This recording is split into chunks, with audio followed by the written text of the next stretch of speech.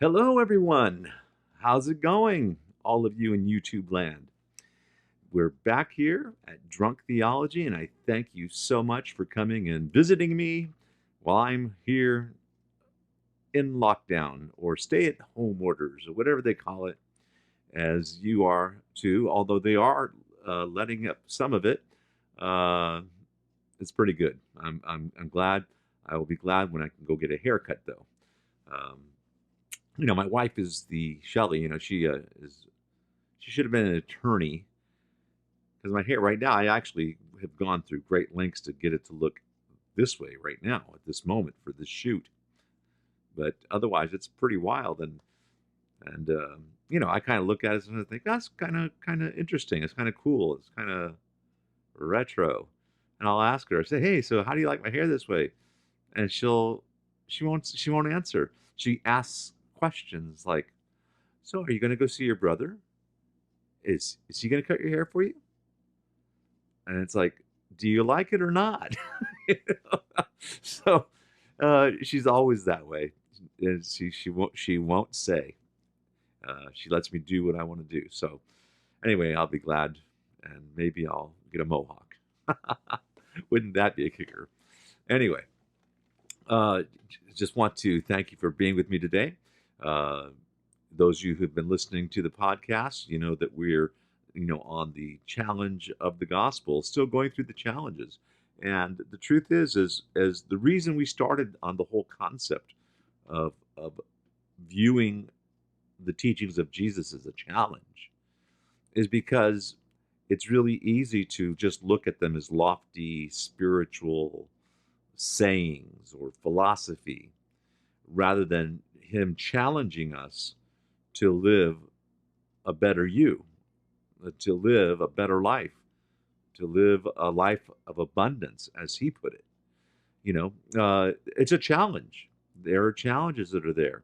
You have to overcome. Even this week, I was so reminded, and I hope that many of you who've been following know what I mean when I talk about the consistency uh, measure in your life regarding prayer, regarding that type of spiritual practice in your life. It became very apparent to me. Wow, as I became more conscientious of it because I'm teaching on it. You kind of refocus things, and yeah, I'm really surprised at, at how God really will always continually just come and show you things, not to discourage you or to put you down, but to show you how to be a better you, how to be a better uh, believer, how to be a better husband, father, grandfather, friend, you know, uh, always, because we can always improve. We've not reached perfection as much as we would like to think we have. We haven't. No way. Don't ask anybody about me. They'll be glad to let you know. But we haven't reached perfection. So I want to encourage you to take a look at these challenges. And the challenge I started last week was the challenge of communication. The challenge of communication. We're looking at communication with God and how that works and how that operates. And I'll be concluding the first portion of that in this week's podcast. So be sure to listen in on the conclusion of Matthew 6 on that, on the model prayer that Jesus gave to teach us how to communicate with God. But we're also going to be looking at communication with others, whether it be a spouse, whether it be a parent, a grandparent, a son or daughter, a friend, a neighbor, an employee or employer, whatever the case may be. We're going to be examining some of that because communication is is of vital importance, and knowing how to communicate, that really is really important because your words, whether you realize it or not, can foster growth and potential, or it can kill and destroy a person's spirit.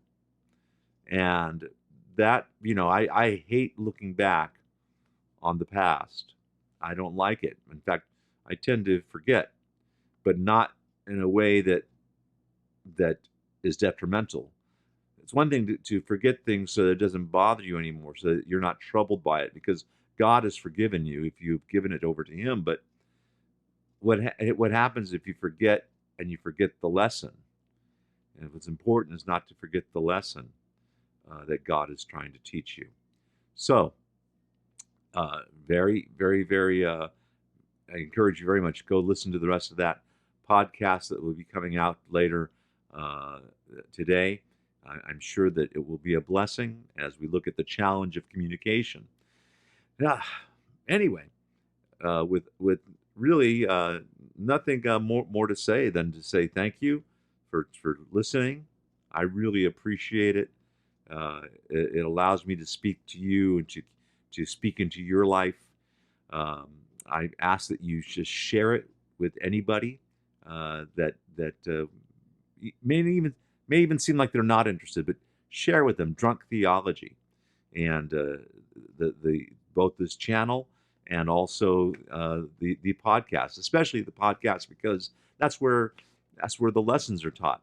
Um, I'm also going to be doing some special lessons on my Patreon page, because there have been some requests on some interesting subjects, some subjects that go a little deep and maybe even be seem a little off field. Is it scriptural or not? What have you? And I don't want to muddy the waters or anything, so that will be there in the weeks to come. I'm excited about it. So that's going to be very good, and I encourage you to go on there. I had some technical difficulties this week with regard to some of the transfers of some of my old sermon material, but that is continuing this week. So hopefully by the end of this week, we'll have 10 of them up there. We're shooting to put 10 up there every week. There's, I don't know, 200-300 of them. So we have to go through and see which ones are still usable, and that's what's causing the problem.